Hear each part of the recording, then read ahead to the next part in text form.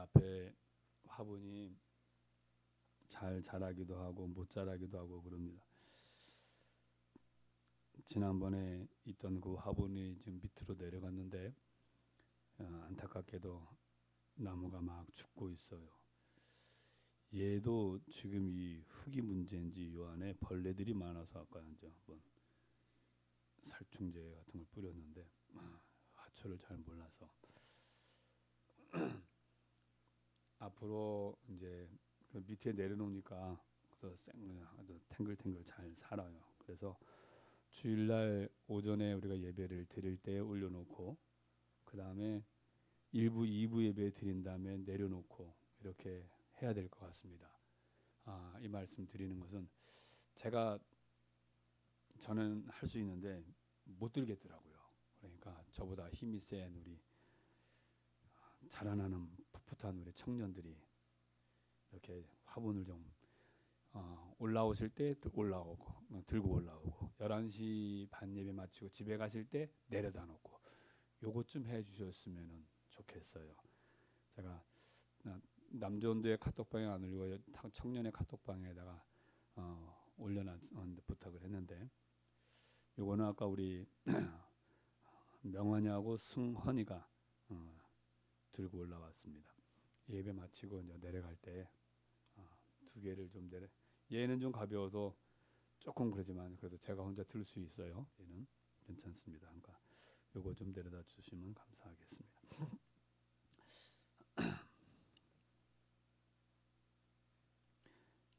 사도행전 10장 1절에서 8절의 말씀을 읽었습니다. 성경마다 약간의 특징들이 있습니다. 특히 사도행전이라고 하는 이 성경은 하나님의 구원의 역사를, 부흥의 역사를 기록한 하나님의 말씀입니다. 사도행전 이렇게 되어져 있듯이 사도들을 통하여서 하나님의 구원과 부흥을 일으켰다. 그러한 것을 기록한 하나님의 말씀이다 하는 것이 사도행전입니다. 사도행전의 말씀을 보면 예루살렘에서부터 하나님의 구원의 역사가 부흥의 역사가 불일듯 일어났습니다. 사도들을 사용하셨습니다.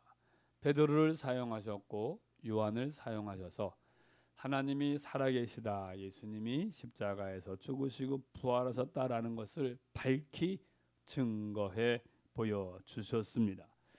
그리고 또한 아울러서 성경을 살펴보면 이 7명의 집사님들이 나옵니다. 그 집사님들을 통하여서 하나님의 일이 부흥이 되어지고 증거가 되어졌습니다. 그 가운데 대표적인 집사님 스데반 집사님의 내용이 나오고 그 다음에 8장에는 빌립 집사님에 대한 내용이 나옵니다. 빌립이라고 하는 사람이 사마리아 지역에 가서 복음을 전합니다. 하나님의 큰일을 이야기하고 그로 말미암아 수많은 사람들이 구원받고 복을 받는 일이 벌어지고 이디오피아 내시 간다게가 빌립에 의해 세례를 받는 내용이 이 사도행전 8장에 나오고 사도행전 9장에는 기독교 역사상 가장 위대한 신앙이라고 얘기하는 사울 즉 바울이라는 사람이 예수님을 믿게 되고 그를 통하여 이방인에게 구원의 역사가 또한 일어나는 그러한 일이 벌어지게 됩니다. 그리고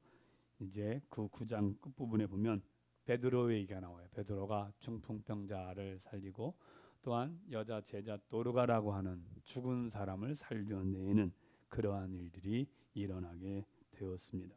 그리고 이제 사도행전 10장의 내용에는 10장 전체를 읽어야 되는데 1절에서 8절까지만 읽었거든요. 거기에 나오는 대표적인 사람이 고넬료라고 하는 사람입니다.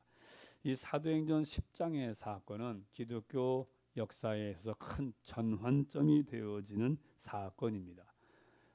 왜 사도행전 10장이 전환점이 되느냐? 그 전까지는 예루살렘을 중심으로 유대인들이 복음을 듣습니다. 예수님을 믿게 되고 회개하고 그리고 또한 다른 지역에서부터 예루살렘을 찾아온 사람들 그들이 이제 유대인들 1세, 2세, 3세 이런 사람들 그들이 이제 예수님을 믿게 되는 일이 벌어졌고 제사장들, 바리새인들 그런 사람들이 예수님을 믿었어요.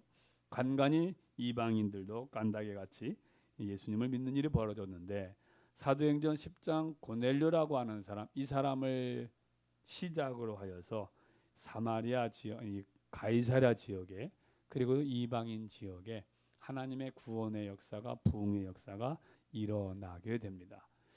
나중에 사도행전 15장에 보면 이 성도들 간에 예루살렘의 첫 번째 종교 회의가 일어납니다.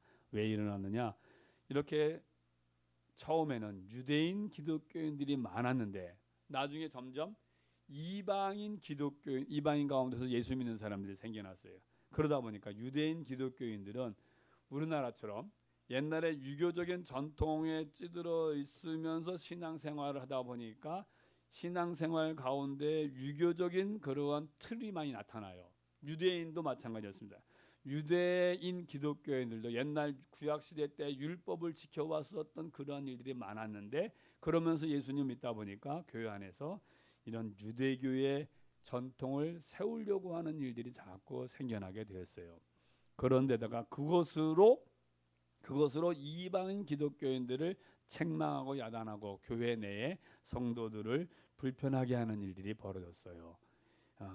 그래서 예루살렘 교회에 모여서 이 사도들과 그 당시에 교회 지도자들이 모여서 회의를 합니다. 우리 회의를 해서 우리가 신앙에 있어서 예수님께서 말씀하신 것 그리고 또한 구약의 율법 이것을 잘 정리하여서 예루살렘에서 회의를 해서 다음에는 우리가 우리도 매지 않는 율법의 올무를 이방인에게 매지 말고 그래서 이방인들에게 어떻게 해든 괜찮다 예수 믿으면은 그런데 다만 피채 짐승을 먹지 말라고 하고 생으로 잡아서 날고기로 피 섞인 걸 먹지 말게 하고 그 다음에 구제도 좀 하고 신앙생활하는 그렇게 예수님을 믿으며 신앙생활하게끔 하자라고 하는 큰 틀을 정하게 됩니다. 그때에 그렇게 정하게 된 결정적인 요인 중에 하나가 뭐냐면 그때 당시에 대표적인 예수님의 제자가 누구냐? 베드로였습니다. 베드로를 모셔다가 이야기합니다. 베드로가 말하기를 고린도 지금 읽었던 사도행전 10장 사건을 얘기해요. 나도 여러분들 아시다시피 이렇게 율법에서 하지 말라고 한 부정한 거 먹지 아니하고 경건한 그리스도인으로 살려고 노력했다. 그런데 내가 이방인 유대인들은 이방인을 만나고 이방인과 겸상하고 이방인 집에 가고 이방인을 집에 모셔드리고 이런 것을 유대주의자들 기독교인이지만 기독교 유대인들 가운데 유대적인 사상에 찌들어 있는 사람들은 그런 행위를 잘못됐다고 여겼어요. 그런데 베드로가 이방인에게 가서 설교도 하고 그들에게 세례도 주었다 이런 것 때문에 이제 문제가 되어졌거든요. 그런데 베드로가 얘기합니다. 내가 하나님께서 기도하는데 우리가 율법에 먹지 말라고 한 부정한 음식들을 보자기에 써서 내려주시더라. 그런데 음성이 나서 잡아먹으라 하길래 나는 어려서부터 이런 거 안 먹었습니다 라고 했더니 하나님께서 음성이 나서 내가 깨끗하게 한 것을 네가 부정하게 하다고 말하지 말아라. 이러한 일이 몇 번 있은 다음에 바로 고넬료에게서 사람이 왔고 그래서 성령이 말씀하시기를 저들을 따라가서 하나님 말씀을 전하라 하기에 내가 가서 그들에게 설교할 때에 우리가 처음 오순절 날에 성령 받은 것처럼 그때 성령의 역사가 이 가정에 일어났더라. 내가 누구간데 하나님의 일을 막을 수 있겠느냐. 하나님께서 이제는 누구든지 천하 모든 사람들에게 경건한 자는 구원하시기로 작정하신 것을 왜 내가 막을 수 있겠느냐. 없다. 이런 얘기를 사도행전 15장에 보면 그런 얘기가 나와요.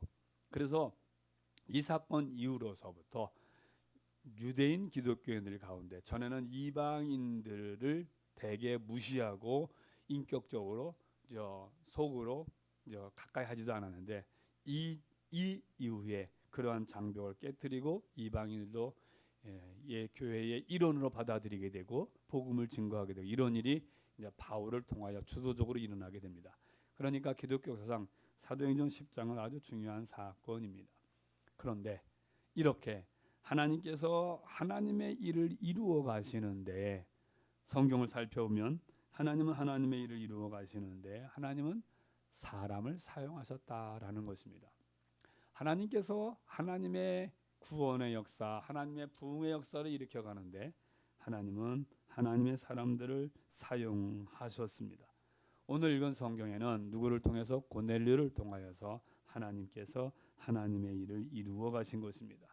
성경이 고넬료의 일에 대한 내용을 성경이 설명하고 있습니다. 왜 성경이 고넬료에 대한 얘기를 하고 있을까? 이 원인을 찾으시고 또한 주시려고 하시는 하나님의 뜻, 의도를 밝히 발견하여 하나님의 거룩한 일에 주도적으로 저와 여러분이 쓰여지기를 예수님의 이름으로 축원합니다. 아멘. 자, 1절 다시 한번 읽어보겠습니다. 시작. 가이사랴에 고넬료라는 사람이 있으니 이달리아 부대라 하는 군대의 백부장이라. 아멘. 가이사랴라고 하는 지역은 팔레스타인 서북부 지중해 연안에 위치한 변방 도시입니다. 가이사랴 이름이 로마식의 헬라 이름이에요. 가이사랴라는 말은 로마의 시대에 황제, 절대 권력을 가졌던 황제는 아구스투라고 하는 황제에 있어요. 이 세계사 시간에 나와요. 그 황제가 그때 당시에 보면은 전쟁하고 또한 특별한 일이 있을 때 A 지역을 점령을 해버리면 나의 공을 취하기 위하여서 자기 이름으로 그 성 이름을 바꿔버립니다. 바로 지금 가이사라라고 하는 지역도 황제가 자기 이름으로, 여기는 이제서부터 가이사랴, 우리가 지금 상계동이잖아요. 상계동 아니고 여기 지금 이제서부터는 가이사랴야, 이렇게 황제가 정해버린 거예요. 자, 황제가 자기 이름을 그 도시에다가 부여해버렸어요. 그게 무슨 얘기예요? 거기다가 황제가 많이 투자를 해요. 의미를 두고 황제의 영향력을 행사하고 그 영향권을 줍니다. 그러다 보니까 가이사랴에는 로마의 문화가 엄청나게 발달했습니다.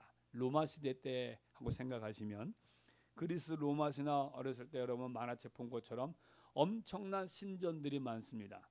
가이사랴에도 신전들이 많아요. 왜?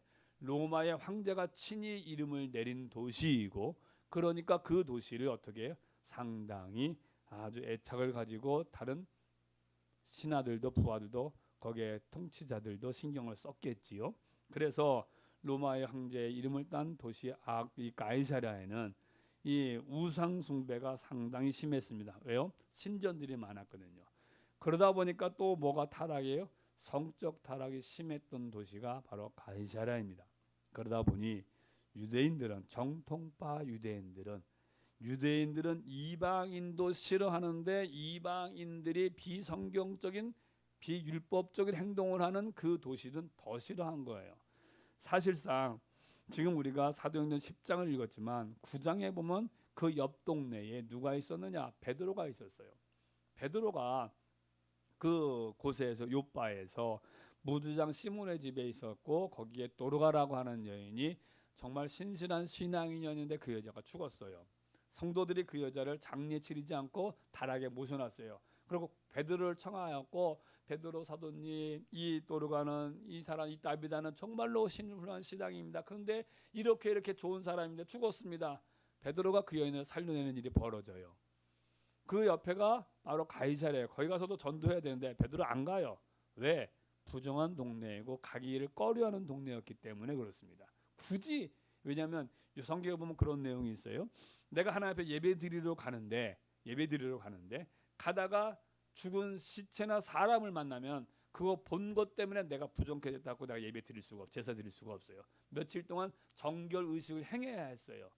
이런 일이었기 때문에 나의 경건에, 나의 신앙에 있어서 굳이 내가 거기까지 오염된 지역에 갈 필요가 뭐가 있겠느냐. 그래서 터부시한 거예요. 그런데 하나님께서 베드로에게 너 잡아먹으라, 그리고 또한 아울러서 그렇게 그것 때문에 그런 환상을 몇 번 보고 기도 시간에 고넬료에게서 보내온 사람들이 오고 베드로에게 성령님께서 베드로야, 저 사람들 따라가서 내가 너한테 준 말을 그들에게 전해라, 이렇게 하나님이 베드로의 마음을 감동해 주셔서 베드로가 가게 되는 거죠. 안 가려고 그랬어요. 가기 싫어했고. 그런데 성령의 역사로 말미암아. 자, 지금 배경을 제가 지금까지 설명을 했습니다. 유대인들이 싫어하는 가이사랴. 그런데 그 가이사랴에 무슨 일이 벌어졌어요? 하나님의 역사가 일어납니다.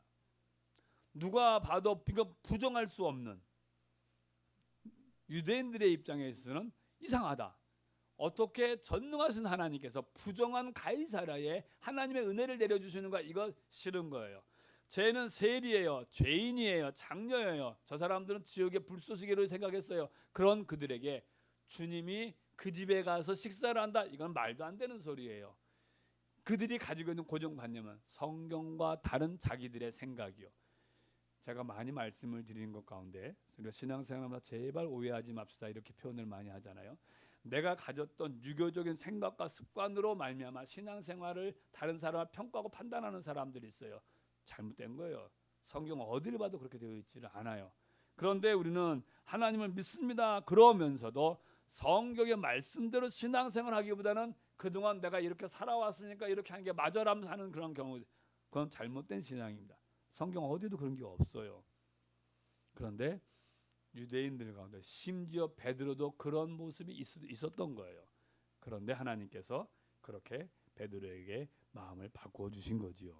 자, 사랑하는 성도 여러분, 누구도 부인할 수 없는 하나님의 역사가 가이사랴에 일어났습니다. 그때 쓰여진 사람이 바로 베드로요. 그때 쓰여진 사람이 바로 고넬료입니다.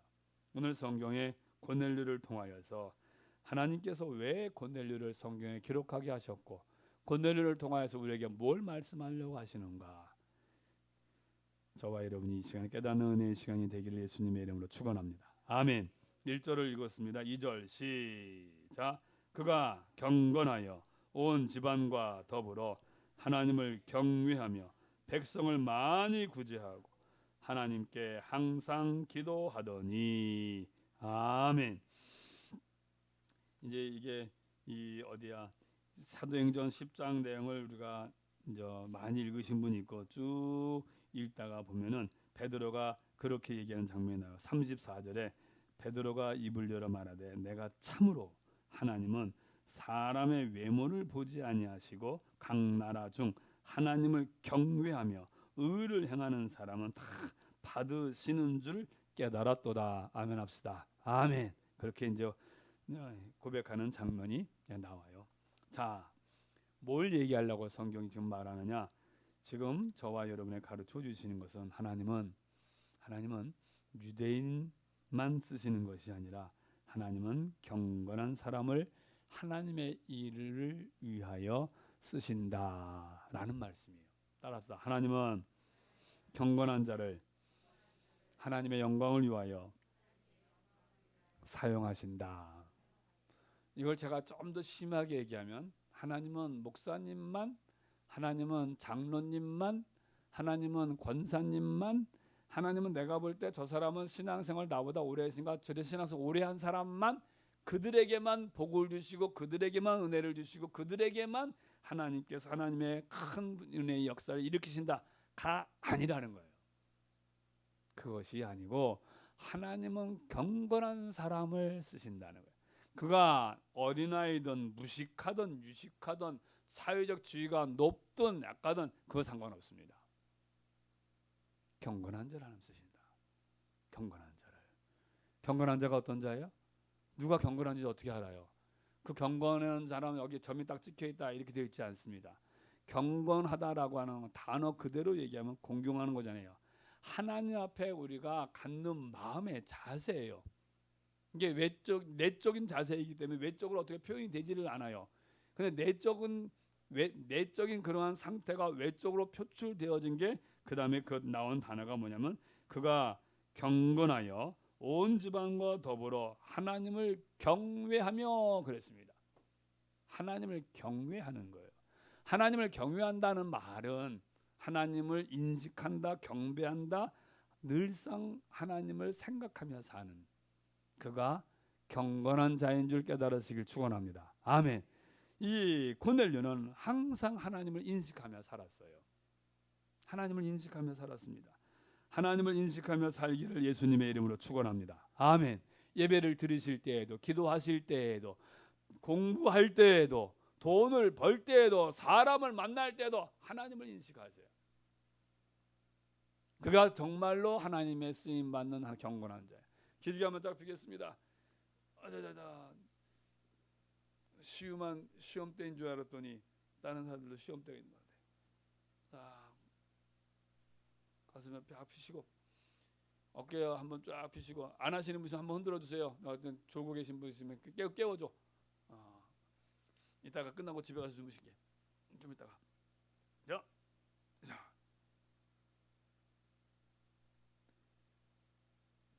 항상 하나님을 인식하며 말하고 생각하고 행동하는 삶, 이게 경건한 사람의 모습이에요. 자, 그러니까 뭐라고 되냐면 온 집안과 더불어 하나님을 섬기고, 그렇게 돼 하나님을 경외하고 그랬습니다. 자기만이 아니었어요. 온 집안과 더불어. 사랑하는 성도 여러분, 한번 생각해 보십시오. 하나님을 믿는다, 하나님을 섬긴다, 경건한 신앙인이다, 신앙생활 잘하고 있다라고 하는 그 사람, 그가 하나님을 인식하면서 산다라고 하면 성경 뭐라고 말씀하셨어요? 나를 사랑하는 자, 하나님을 사랑한다라고 하면서 남편을 미워하고 아내를 미워하고 자식을 미워하고 이웃을 미워하는 거, 그건 거짓말하는 거다, 이렇게 말씀하셨어요. 정말로 하나님을 사랑하는 사람은, 경외하는 사람은 내 주변에 있는 사람들을 존중하고 인정을 합니다. 주께서 말씀하시기를 나를 사랑한다라고 하면서 내 형상을 가지고 있는 사람들을 무시하고 미워하고 있다? 이거는 거짓말이다, 이렇게 얘기를 하셨어요. 성경에 틀림없이.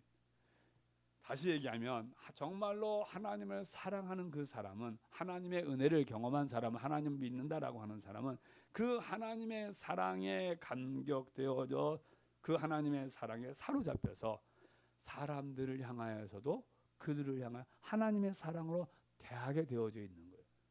여러분 주변에 한번 자세히 한번 생각해 보십시오. 정말 마음속으로 인정이 되어지는 신앙인들의 모습을 한번 생각해 보십시오. 그들은 사람을 함부로 대하지 않습니다. 함부로 하지 않아요. 막 하지 않습니다. 성경을 자세히 보십시오. 아니, 우리 주변의 신앙인들 가운데서도 보십시오. 그래서 이 고넬료는 우리가 사도행전 지금 10장 1절에서 8절까지 읽었죠. 계속 쭉 읽어보면 고넬료에 대해서 사람들이, 주변 사람들이 말하는 내용이 나와요. 말하는 내용이. 그의 가족, 또한 질가 친척들, 친구들, 그의 부하들, 그의 종들, 고넬료는 경건하게 하나님을 섬기는 사람입니다. 인정합니다. 칭찬을 해요. 주 안에서 사랑하는 성도 여러분, 경건한 사람은 하나님을 향하여서 그 하나님 앞에 신실한 모습, 말, 언행, 심사를 갖는 것은 물론이거니와 그 하나님의 사랑으로 사람들을 향하여도 그런 관계를 형성하고 있는 사람, 그가 정말로 하나님 앞에 경건한 사람이에요. 저와 여러분의 신앙의 삶이 간절히 비옵기는 경건한 성도로 살기를 예수님의 이름으로 축원합니다. 아멘.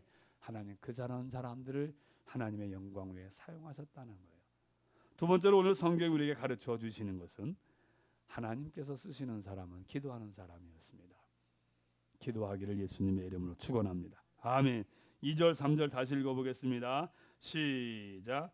그가 경건하여 온 지방과 더불어 하나님을 경외하며 백성을 많이 구제하고 하나님께 항상 기도하더니 하루는 제시 9시쯤 되어 아멘 합시다. 아멘. 쭉 읽어도 되겠지만 거기까지만 읽었어요. 자, 하나님께 항상 기도하더니 이렇게 되어 있어요. 성경에 보면 하나님께 쓰임 받은 사람들의 모습이 많이 나와요. 아브라함도, 다윗도, 이삭도, 야곱도, 엘리야도, 엘리사도, 사무엘도, 한나도, 바울도, 이들의 공통점이 뭐예요? 기도하는 사람이었다는 거예요. 기도하는 거예요. 사랑하는 성도 여러분, 기도하길 예수님의 이름으로 축원합니다. 아멘. 그런데 성경에 뭐라고 되어 있어요? 하나님께 항상 기도하더니 이렇게 되어 있습니다. 하나님께 항상 기도하더니, 저와 여러분이 당연한 얘기지만 깊이 한번 생각해 보세요. 대다수의 사람들이 기도한다고 합니다. 그런데 하나님 앞에 하나님께 기도한다라는 사실을 망각하는 경우가 왕왕 있어요. 여러분 기도할 때 내가 하나님 앞에 기도한다 이 생각 가지면서 기도하십니까?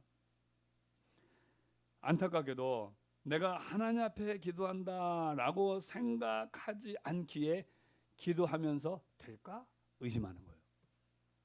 내가 하나님 앞에 기도한다라고 하는 그러한 인식 그 믿음으로 기도하지 않기에 우리는 기도하면서 기도의 시간이 지루한 거예요. 아유 너무 기도가 길어. 너무 기도하는 시간이 길어. 기도가 지루해져요. 내가 전능하신 아버지 하나님 앞에 그 하나님 앞에 기도한다라고 하는 이 인식 생각이 없으니까 기도하다가 간절함이 없고 기도하다 자게 되고 기도하다가 딴 생각하게 되는 거예요. 여러분 예수님과 제자들을 생각해 보십시오. 하나님 앞에 간절하게 기도하는 예수님의 모습이요. 그런데 예수님이 다른 분도 아니에요. 제자들에게 기도하기를 부탁하고 나를 위해서 기도해다오라고 얘기하시는 그 예수님. 그런데 그들은 졸며 잘세 이렇게 되어져 있어요. 하나님 앞에 기도한다라는 그 인식이 없기 때문에 그래요. 근데 고넬료는 하나님께 항상 기도하더니 이렇게 되어 있습니다. 주 안에서 사랑하는 성도 여러분, 간절히 비옵기는 저와 여러분 하나님 앞에 기도하기를 예수님의 이름으로 축원합니다. 아멘. 하나님께 기도한다. 하나님께 그 말은 달리 표현하면 기도의 주권이 하나님 앞에 있다는 거예요. 기도의 주권이. 간혹 가다가 사람들은 기도를 도깨비 방망이 여기듯이 생각하는 사람이 있습니다. 내가 계획하고 내가 생각하고 내가 방법대로 돼야 되는데 안 되면은 그 기도를 갖다가 달리 생각하는 경우가 많습니다. 내 뜻대로 내 원하는 대로 되는 것이 기도가 아니라 기도는 들으시는 하나님의 뜻대로 하나님의 방법대로 이루어지는 것. 하나님께서 하나님의 뜻이 나에게 이루어지도록 기도하는 저와 여러분 되기를 예수님의 이름으로 축원합니다. 아멘. 제가 어린 시절에 가졌던 생각이에요. 기도하라고 성경에 되어 있고 목사님도 기도하라고 가르쳐줘요. 그러면서 뭐라고 하시느냐 이런 얘기를 해요. 하나님은 우리가 기도할 때 내가 뭘 기도해야 할런지 다 알고 계신다 이렇게 얘기를 하시더라고요. 그 순간 드는 생각이 그럼 내가 뭐로 기도해? 하나님 다 알아서 해주시는데 내 계획과 뜻과 방법이 있지만 하나님 그것보다도 하나님의 계획과 뜻과 방법대로 하나님께서 역사해 주신다는데 하나님이 알아서 나한테 좋은 거 주실 텐데 내가 굳이 뭐 기도할 필요가 있을까? 이런 의구심이 들기 시작을 했어요. 여러분 근데 여러분들이 우리가 잘 알고 있듯이 성경을 살펴보면 주님은 기도를 명하셨습니다.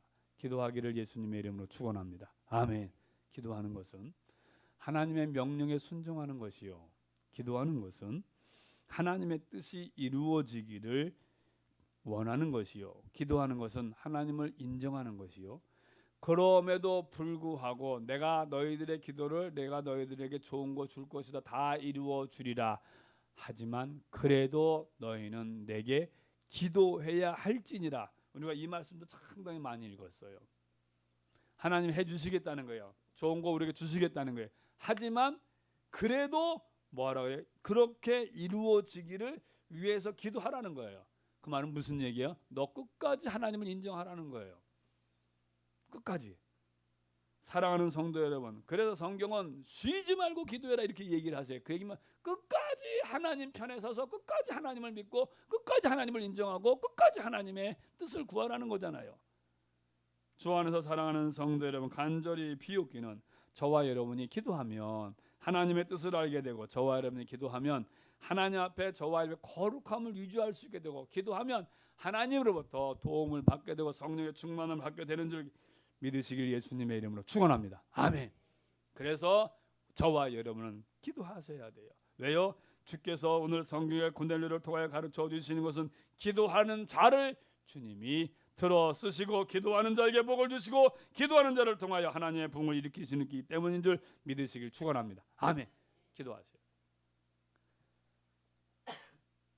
고넬료가 9시 기도쯤에 유대인들에게 있어서 3시, 6시, 9시 기도하는 시간이에요. 기도의 시간을 정해놓았습니다. 무시로 성령 안에서 기도했지만 그렇지만 시간을 정해놓고 그 시간 되면 기도했어요. 기도의 시간을 여러분 가지시고 계신지요? 기도의 시간을 정하셨는지요? 시간을 정하면 그 시간을 지켜야 되는 수고함이 있어야 돼요. 내가 새벽 예배 드려야 되겠다라고 하면 새벽을 깨우기 위해서 내가 취침 시간, 잠자는 시간, 하루의 스케줄을 조절을 하셔야 돼요. 금요 심야 기도해야지라고 하면 금요 심야 기도를 내가 갈 수 있도록 스케줄을 조절해야 됩니다. 그지요? 헌신해야 돼요. 제가 얼마 전에 저녁 금식을 40일 동안 했습니다. 40일 저녁 금식을 하는데 그 금식하는 기간 동안에 교회 와서 1시간씩 이상 1시간 이상 기도해야지라고 결단을 했어요. 그래서 저녁 시간이 되면 교회에 왔습니다. 1주일 2주일 올 때는 괜찮았어요. 3주 4주 되는데 자꾸 일이 생겨요. 자꾸 일이 생깁니다. 제가 1시간 이상 교회에서 기도하려고 하는데 그 시간을 자꾸 빼앗길 위기가 닥쳐오기 시작을 했어요. 그래서 간신히 40일을 끝냈습니다. 끝나고 나서 제가 어떻게 했느냐? 이제서부터는 집에서 저녁 먹고 그리고 먹고 나자마자 교회 와서 1시간 기도해야지 이렇게 결단을 했어요. 그런데 저녁 먹고 와서 기도해야지라고 하고 며칠이 지났는데 요즘에는 할 때 있고 못할 때 있어요. 제가 지금 말씀드리는 창피함에도 불구하고 이 말씀을 드리는 것을 이 의미를 생각하셔야 돼요. 기도의 시간을 정했다라고 하는 것은 내가 이 시간을 하나님 앞에 헌신한 거예요. 드려야 되겠다. 그 시간을 갖다가 지금 결단한 거잖아요. 그것을 지켜내기 위하여서 수고해야 됩니다. 사랑하는 성도 여러분, 고넬료는 그 시간을 정하여서 하나님 앞에 기도하기를 시작했어요. 하나님 중심으로 살겠다는 거예요. 기도할 때 고넬료는 환상을 보게 됩니다. 하나님의 사자가 천사가 와서 고넬료야, 네가 기도한 거, 네가 구제한 거 다 상달되어서 하나님이 기억하셨어. 할렐루야, 아멘. 하나님이 기억하시고 하신다는 거예요. 사람에게 칭찬받고 인정받는 것도 좋은 일이잖아요. 그런데 하나님이 고넬료의 그 수고를 아신다는 거예요. 인정을 받습니다. 그리고 또 뭐라고 얘기해요? 요바의 무두장, 이건 저 가죽 피역 얘기예요.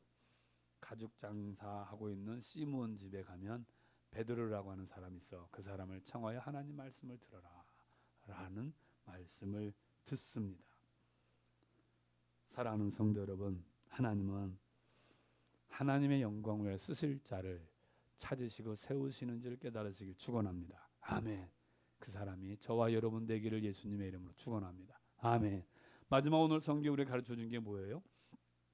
하나님이 쓰시는 사람은 순종하는 사람이라는 거예요. 순종하기를 예수님의 이름으로 축원합니다. 아멘. 순종하는 자를 통하여서 하나님의 일을 이루어 가십니다. 순종하는 자를 통하여서 하나님의 그에게 복을 주시고 하나님의 위대한 역사를 이루어 가셔요. 대체로 사람들은 하나님의 말씀을 듣습니다. 그런데 나타나는 반응은 그 들은 하나님의 말씀대로 순종하는 사람이 있는가 하면 그들은 말씀을 행하지 않는 사람들로 나누어지게 됩니다. 순종하는 자에게는 하나님의 복을 누리게 되고 불순종한 자는 그 복을 누리지 못하게 됩니다. 출애굽기에 보면 말씀의 모세를 통하여 전해집니다. 그 말씀대로 아멘하고 순종한 사람들이 있고 불순종한 사람들이 부지기수로 나옵니다. 여러분은 어떠십니까? 여러분은 어떠십니까? 매 주일마다 예배 시간마다 주의 종을 통하여 하나님의 말씀을 듣습니다. 이 시간 예배 시간에 말씀을 들으시면서 맞아, 그래, 저렇게 해야지라고 결단을 하고 그대로 실천하는 경우 있고, 저 문을 열고 나가면 잊어먹는 경우 있습니다. 아니, 성경을 읽습니다. 성경을 읽다가 하나님께서 감화 감동 있는 말씀이 있어요. 깨달았어요. 그래, 내가 실수했구나, 잘못했구나, 이렇게 해야지 라고 결단합니다. 그리고 나서 성경 좀 덮어버리고 잊어버리는 경우 있고, 그 깨달은 말씀대로 실천하는 경우 있습니다. 기도할 때, 찬송할 때, 예배를 드리면서 하나님의 내 감정에, 내 생각에 내게 감화 감동해 주시는 경우 있어요. 맞아, 이렇게 해야지. 그렇게 해놓고 그대로 행하기도 하고 저 문을 열고 나가버리면 잊어먹는 경우 있습니다. 여러분은 어떠십니까? 자, 고넬료에게 말씀이 전해졌습니다. 야, 고넬료야, 너 잘했어. 너 저쪽 집에 가면, 요바에 가면, 가이사라 옆 동네에 요바에 가면 베드로 있어. 데려다가 말씀을 들어라 라고 했어요. 그때 고넬료가 즉시 그 말씀대로 실천을 합니다. 즉시 말씀대로.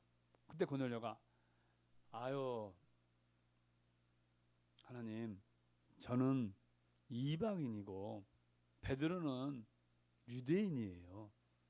유대인들은 이방인 집에 오는 것도 싫어하고 말하는 것도 싫어하고 내가 오라고 해서 오겠어요? 나는 가이사라 지역의 담당자이지 요빠 타 지역이에요. 딴 동네예요. 내 권한 밖이에요. 내가 오라고 그런다고 해서 걔가 오겠어요? 안 오면 내가 힘으로 끌고 와야 되는데, 나의 행정적인 권한은 치안 그 권력은 이 가이사라지 요빠는 내 해당 구역이 아니어서 내 권한 받기라 안 돼요. 이렇게 고넬료가 타당성 있는 이유 얘기할 수 있어요. 타당성 있는 이유예요. 불법적인 이유가 아니라. 유대인들은 이방인의 집에 오는 거 싫어하잖아요. 근데 내가 오라고 해서 오겠어요? 라고 고넬료 얘기할 수 있어요. 제가 지금 무슨 말씀을 드리냐면, 저와 여러분이 들은, 우리에게 주신 하나님의 말씀을 들었을 때 그 말씀을 실천해 나감에 있어서 방해되어지는 여러 가지 장애 요소들이 많습니다. 도덕적, 윤리적, 또 내 감정적, 내 신앙의 수준, 형편, 환경에 따라서 내가 과연 이거 할 수 있을까? 내게 들려진 선포된 하나님의 말씀을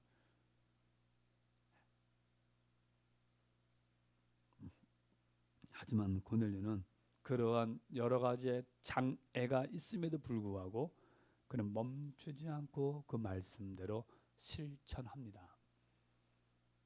그렇게 행하였을 그때에 하나님은 고넬료를 통하여서 고넬료의 집에 오순절 성령의 역사를 부어주셨고, 고넬료를 통하여 하나님의 큰 부흥의 역사가 가이사랴에 일어나게 됩니다. 주 안에서 사랑하는 성도 여러분, 저와 여러분이 고넬료를 통하여 하나님께서 말씀하시려고 하는 의도를 생각하셔야 돼요. 이처럼 하나님은 하나님의 일을 이루기 위하여 고넬료를 하나님의 사람으로 사용하셨듯이, 하나님은 저와 여러분을 하나님의 자녀 삼으신 것은 하나님의 일을 위하여, 하나님의 영광을 위하여 저와 여러분을 선택하신 줄 깨달으시길 축원합니다. 아멘. 고넬료를 선택하셨듯이 하나님 나를 부르신 것은 나와 내 가정과 내 남편과 아내와 부모와 자녀와 나의 모든 삶의 형편 환경들 속에서 살아계신 하나님을 높이고 증거하고 나를 통하여 하나님의 구원의 부흥의 역사를 일으키시려고, 따라합시다. 나를 통하여 하나님의 부흥을 일으키시려고. 우리는 부흥 그러면 꼭 숫자가 많아지고 부자가 되고, 그것도 부흥이지만 성경에서 얘기하는 가장 본질적인 핵심적인 부흥은 저와 여러분의 신앙의 삶 속에 예수 믿는 기쁨과 즐거움과 능력이 나타나는 거예요. 그게 여러분, 그 어떠한 환경 형편이 되어지더라도 주 예수 그리스도를 믿는 그 기쁨이 정말 뺏길 수 없는 거예요. 그게 부흥입니다. 내게 있어서 돈이 주는 유익과 사람이 주는 유익과 여러 가지 유익이 있어요. 그러나 하나님이 우리에게 주어 주시는 성령의 충만함을 주는 부흥의 유익은 이거는 감당할 수 없는 거예요. 주 안에서 사랑하는 성도 여러분, 간절히 비옵기는 성경은 지금 고넬료를 통하여 우리에게 말씀하시는 것, 고넬료를 통하여 하나님의 부흥을 일으키셨듯이 저와 여러분을 통하여서 내 인생, 내 삶, 내 가정을 하나님은 저와 여러분을 통하여 부흥을 일으키시려고 원하시려고 저와 여러분 세우신 줄 깨달으시길 축원합니다. 아멘. 우리도 고넬료처럼 기도하잖아요. 우리도 고넬료처럼 나와서 예배 드리고 하잖아요. 어려운 사람한테 도와줄 마음도 있잖아요. 구제원금도 했잖아요. 우리도 고넬료처럼 하나님 말씀을 순종하고 하잖아요. 우리가 고넬료와 다를 바가 뭐가 있어요? 한번 생각해 보십시오. 하나님께서는 고넬료를 들어 쓰셨고 선택하셨듯이 나를 선택하셨습니다. 하나님의 나를 하나님의 거룩한 부흥을 위해 쓰시려고 하시는데 부족한 것이 내가 뭘까? 불순종이었습니까? 하나님을 향한 경건의 마음이 약합니까? 내가 기도하기를 머뭇거리고 있었습니까? 멈추지 말고 하나님의 거룩한 부흥이 나를 통해 이루어지기를 사모하고 충성하기를 예수님의 이름으로 축원합니다. 아멘. 우리 시간에 기도합니다. 말씀을 생각하시며 기도합시다. 첫 번째 뭘 기도하시느냐면 하나님 내 인생에 부흥이 나를 통하여 일어나게 해달라고. 나에게 그냥 어쩔 수 없어서 끌려와서가 아니라 예수 그리스도를 믿어야 되는 당위성과 이유와 기쁨을 좀 내가 알고 나의 신앙의 삶 속에 나를 통하여 하나님의 거룩한 부흥이 내게 일어나고 나를 통하여 남편과 아내와 부모와 자녀와 또한 가문과 이 나라의 민족이 나를 통하여 거룩한 부흥의 역사가 일어나게 해달라고 기도하십시오. 세 번째로 기도하실 것은 질병을 위해서 기도하십시오.